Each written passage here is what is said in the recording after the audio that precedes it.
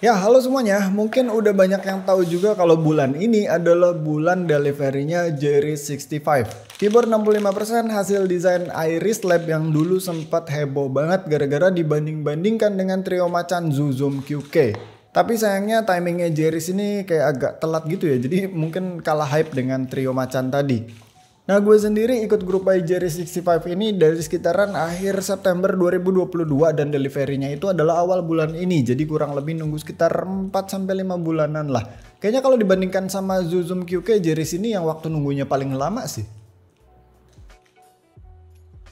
So, Jerry 65 ini menggunakan CNC aluminium case dengan beberapa opsi external weight. Punya gue ini case-nya milky white dan external weight-nya itu adalah stainless steel dengan PVD mirror polish.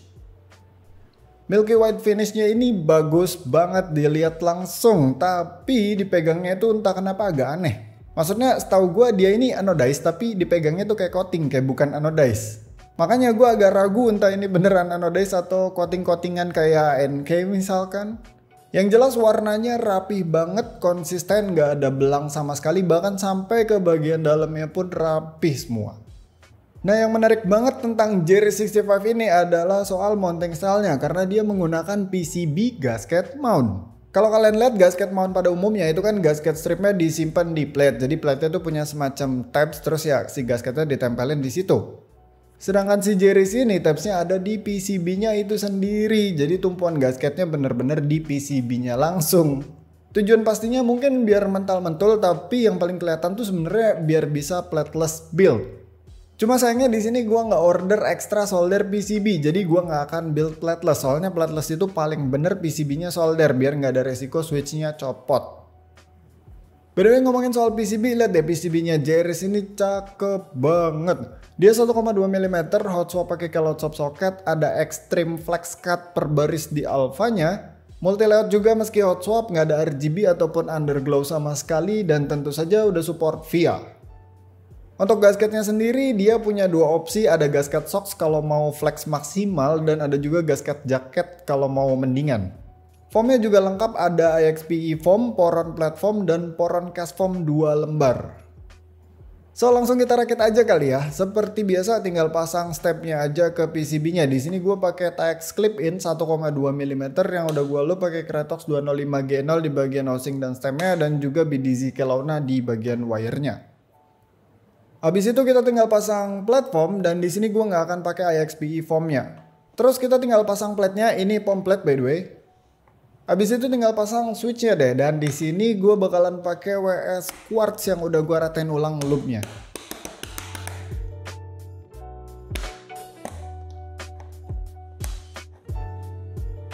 Jangan lupa juga buat pasang gasketnya. Di sini gue pakai gasket socks aja biar mental-mentul. Setelah kelar semua, lanjut urusin case. Pertama, keletekin dulu plastiknya.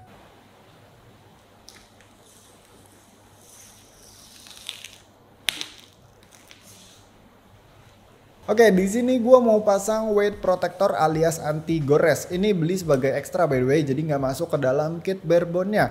Harganya Rp150.000, agak mahal emang, tapi cukup menarik sih. Di sini Jerry nawarin ada namanya weight protector.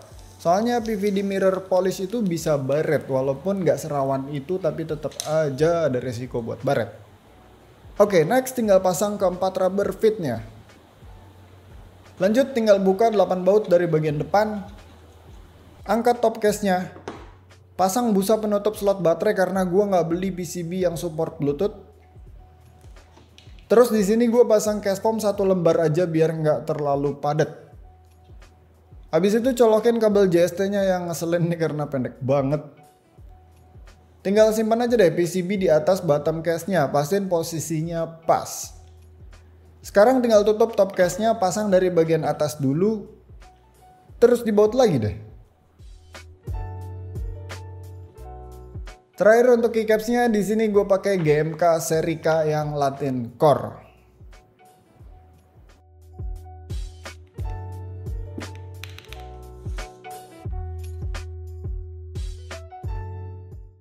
Yap, keyboard ini setelah dirakit dan tandem sama Serica, cakepnya makin keluar sih. Cream Beige Alphanya Serica ketemu Milky White bener-bener nendang banget. Kuningnya juga bikin dia jadi kelihatan pop up. Untung ini berat sih, nggak ngambang.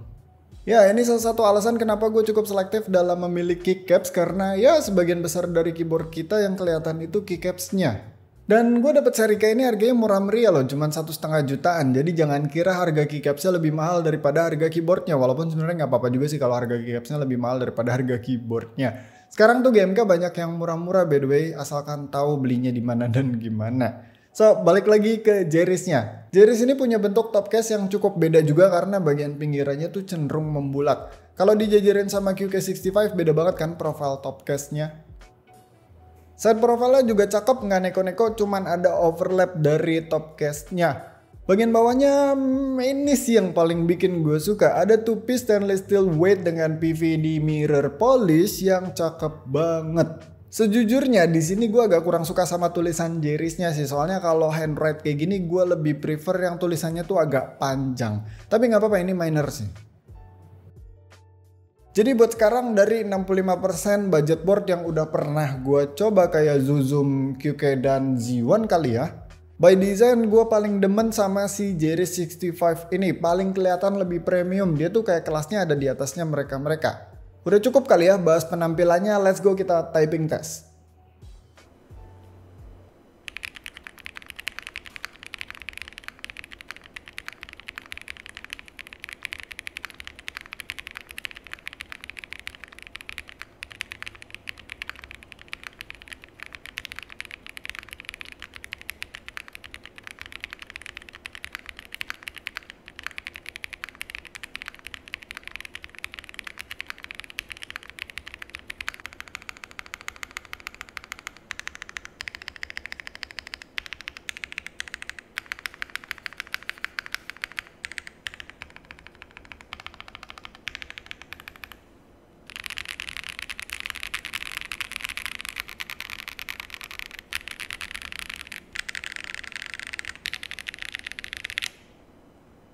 So, hal pertama yang gue rasain dari keyboard ini adalah flex mental-mentul towewew banget. Ini buat para pecinta gasket towewew pasti bakalan bahagia sekali sih. Padahal di sini tuh gue masih pakai case foam 1 lembar, tapi ternyata masih tetap bisa se-flex ini. Terutama di bagian alfanya sih, emang ini combo antara PCB gasket ketemu flex cut, ketemu gasket socks, dan ketemu plat lembek, jadilah di ultimate trampolin. Bahkan ini nih ya, kalau kita simpen jari di ujung kiri, terus kita tapping di ujung kanan, itu getarnya berasa sampai ke kiri, saking lembeknya ini keyboard. Gue sebenarnya agak kurang suka sih ini, karena terlalu flex banget. Tapi gue sempat cobain juga pakai config paling stiffnya dia, yaitu menggunakan case foam 2 lembar dan pakai gasket jacket. Hasilnya ternyata masih tetap flex, tapi ini mendingan sih, buat gue lebih enak kayak gini. Getarnya juga jadi lebih minim jauh. Sedangkan untuk suaranya masih ada casping dan kopong di pinggir-pinggir walaupun nggak signifikan, makanya mungkin di sound test tuh nggak terlalu kedengeran ya. Udah cukup enak lah menurut gua, muted, kalem, nggak cempreng, dan spacebarnya toki. Mungkin gara-gara gua nggak pasang platform di bagian spacebarnya juga kali.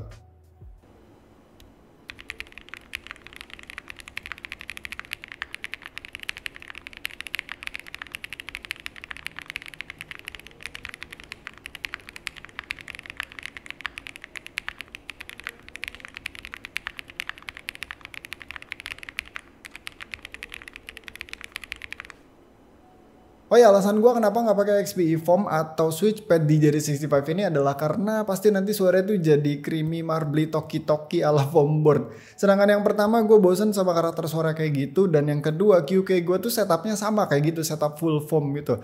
Jadi biar beda aja sih. Percuma kan kalau sama-sama full foam begitu pindah dari QK ke Jeris, kok suaranya sama aja, cuman beda di typing feel-nya aja karena Jeris memang jauh lebih empuk.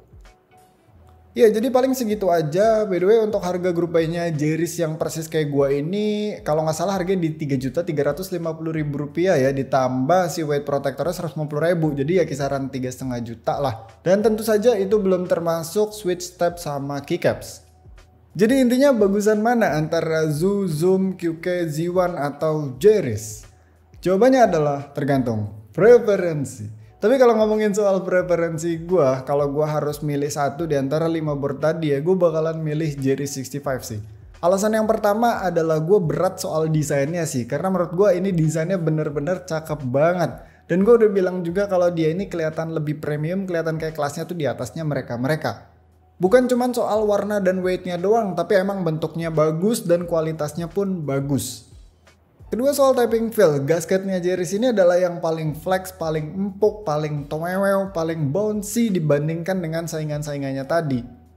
Bahkan di config paling stiffnya dia pun itu masih tetap flex. Jadi kita semacam punya pilihan, punya opsi mau yang flex ekstrim tomewew mental-mentul parah gitu atau yang lebih mendingan. Intinya kalau memang suka sama typing feel yang soft, nyari bouncy dan segala macemnya, Jerry's ini nggak akan mengecewakan sih.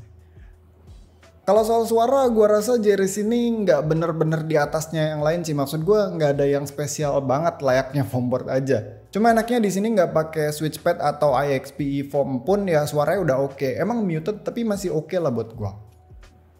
So ya intinya Jerry's 65 adalah keyboard yang bagus, tapi mungkin di sini yang bisa diperdebatkan adalah soal timingnya juga sih. Soalnya dia tuh munculnya setelah eranya 65% budget board udah meledaknya tuh udah gitu loh.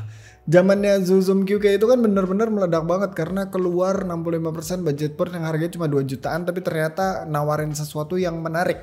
Yang selama ini tuh budget board di 2 jutaan kan gitu-gitu aja. Tapi trio ini muncul dan meledak banget. Nah si Jerry's ini munculnya setelahnya seinget gue ya.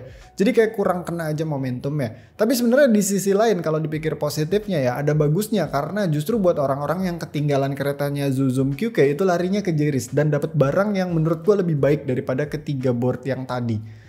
Jadi ya itu sih plus minusnya soal timingnya Jerry's 65. Tapi kalau ngomongin soal keyboardnya, gue rasa di sini RS Lab udah cukup all out ya ke Jerry's 65 ini. Lewat harga yang ditawarkan segitu dapat barangnya yang seperti ini gitu, yang sebagus ini. Jadi ya paling segitu aja yang bisa gue bahas tentang Jerry's 65. Thank you yang udah nonton, sampai ketemu di video selanjutnya. Bye.